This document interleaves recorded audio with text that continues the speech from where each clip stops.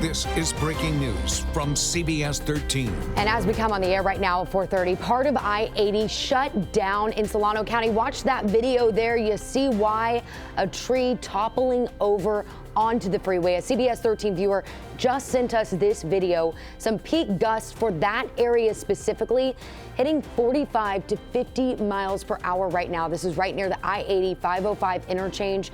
CHP says crews are on their way to clear the lanes, but slow down if you're in the area because this is creating quite the mess.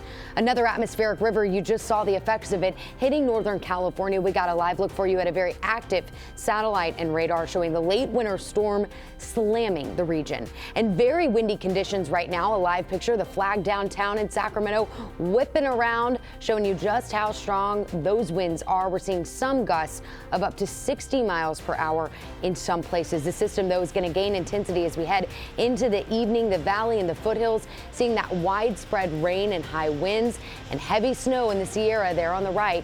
They're seeing gusty conditions as well. A very busy evening. Thanks for joining us here for the CBS 13 News at 4:30. I'm Hunter Sowards. We've got your reporters in your communities this afternoon getting answers across the region. Live team coverage for you on this major blast of winter. Your reporter Brady Halbleib, he's been up in Truckee covering those snowy conditions in the Sierra, as well as how the roads are holding up specifically on I-80 in the high country. We're also tracking the weather in the valley. Your reporter covering Sacramento County, Tori Apodaca, is following the impacts from the rain and the wind on this first alert action day. So let's take a live look outside at the current conditions in 3 different communities. So right now our Sacramento sky cam showing just how dreary things are on the left, Modesto sky cam in the center, and our Mercedes of Fairfield sky cam in Solano County is there on your right, all looking gray, all looking gloomy. First alert meteorologist Ashton Amfria tracking this storm for us from the very start. Ash, how are things looking out there right now? Well, Hunter, right now we are seeing our strongest wind of the day and our heaviest rain across the valley and foothills. I want to zoom in here on radar to show you exactly where we're seeing that. So as this frontal boundary passed through, Sacramento just got some torrential downpours, even across Yuba City, still very heavy rain falling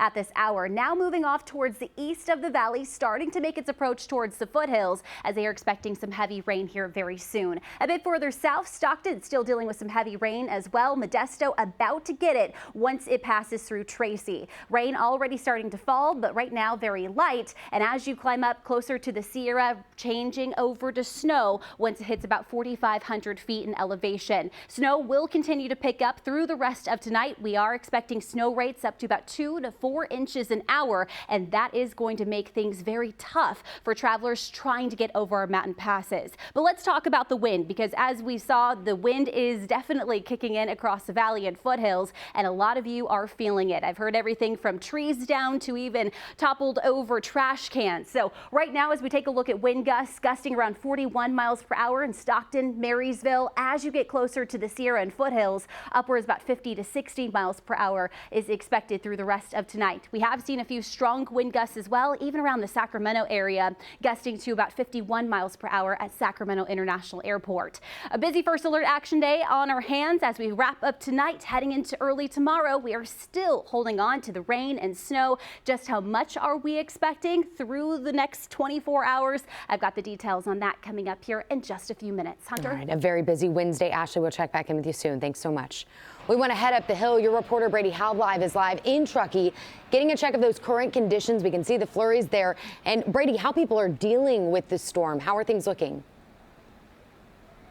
Yeah, Hunter, you know, the snow is coming down and the wind is actually starting to pick up much more than what it was earlier today. But if we take a look at I-80 right now, you can see there's not any snow that's actually accumulating on the ground, but it's pretty smooth sailing, at least from where we are right now. Chain controls are in effect, however. That's going to be starting at the Donner Lake interchange. If you're going westbound, if you're going eastbound, it's going to be right at Kingvale. So earlier today, it was on and off snow flurries for the most part. In the early morning hours, it actually did force chain controls in the morning, and then it actually lifted as conditions started to improve. We actually saw a little bit of blue sky in downtown Truckee earlier this afternoon before this latest band of weather just started to come in. But we were also up at Boreal Mountain Resort, and there it was much more consistent with that snowfall and the high wind, not making for great snowboarding or skiing conditions. But we did talk to some snowboarders and some skiers who tell us that they were just excited to have this snow coming in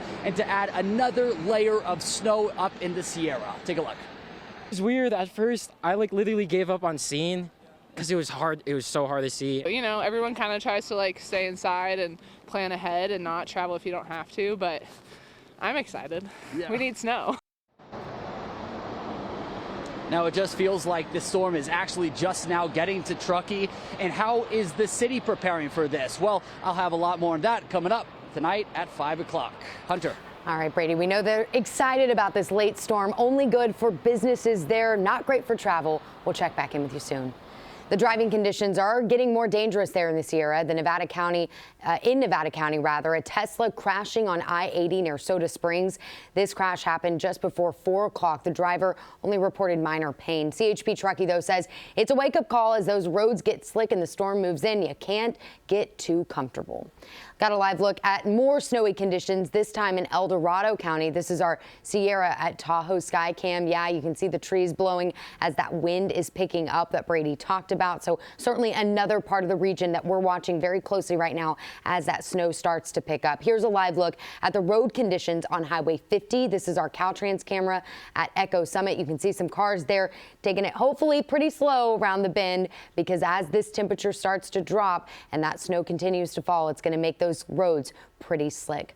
Well, from snow in the Sierra, speaking of slick, to the rain in the valley, that wet weather also picking up across our region. Your reporter covering Sacramento County, Tori Apodaca, is joining us live from Discovery Park, where things, Tori, are coming down, but maybe not too bad, at least right now.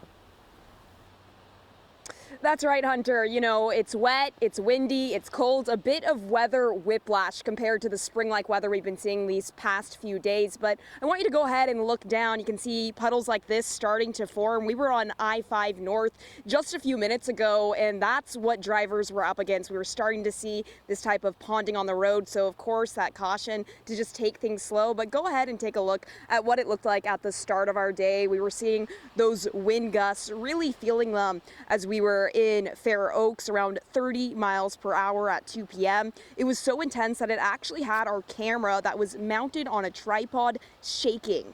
People we spoke with out in Sacramento say they've learned their lessons, though, and prep well before the storm rolls in. When you've got the weather like this, then you really think about, okay, what does the roof look like? Well, it's a 50-year roof, we're fine. But the last time when we had a shake roof, what a mess. By 2 p.m., the rain started coming down on us, and it really hasn't let up much since. Starting to form some puddles that are sure to make for that wet commute this evening. Jennifer Ryder, the woman you just heard from, says she's cleared her gutters, drains, and checked window screens in preparation for the storms. And back out here live, you can actually see a woman there. She's wearing her raincoat, walking through it, braving the rain, as we're out here braving it too. But the roadways, very slick, and just that reminder to take things slow if you are going to be out here. But coming up at 5, we're going to hear from an arborist and what he has been seeing so far this winter season when it comes to downed trees and responding in these types of conditions. Yeah, because when it gets wet out there, the ground just gets so saturated, it makes it real easy for the wind to topple over trees. So, Tori, we'll check back in with you then.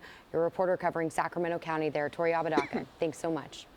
We've got new video of heavy rain in Sutter County. This is video from Yuba City. You can see the rain there pelting the pavement, just another part of our region that's feeling the effects of this atmospheric river. And of course, it means that this is a First Alert Action Day, and we are going to be tracking the storm throughout the night for you. Just stay with our First Alert weather team. We'll be giving you the latest information on the rain and snow on air and online at CBS13.com. We are always streaming, of course, on CBS News Sacramento. To some other stories we're tracking for you today. State workers are pushing back against Governor Newsom's return to office mandate. In today's politics at large, Steve's getting answers on today's massive protest in downtown Sacramento. Steve, people aren't happy about this. Yeah, big story, of course, here in the state capitol.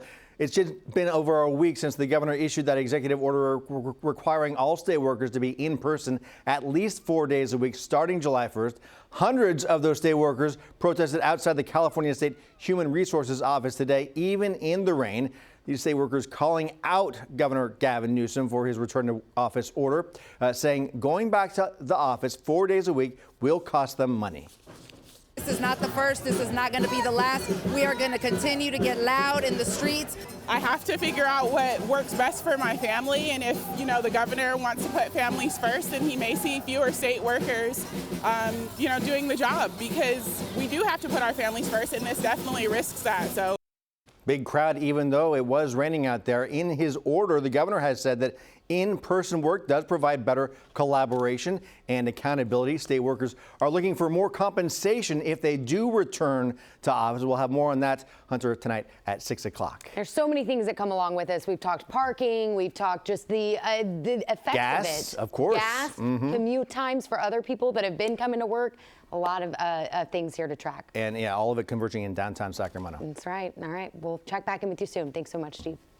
Now to this story. Pretty shocking here. Allegations are against a Sacramento funeral home, accusing them of shipping the wrong body to a family in Central America. Let's tell you how this happened.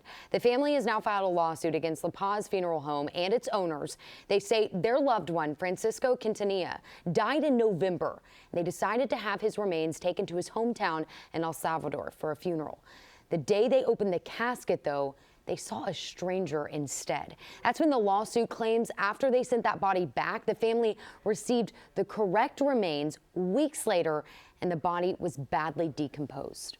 Family should ever see their loved one in such a state.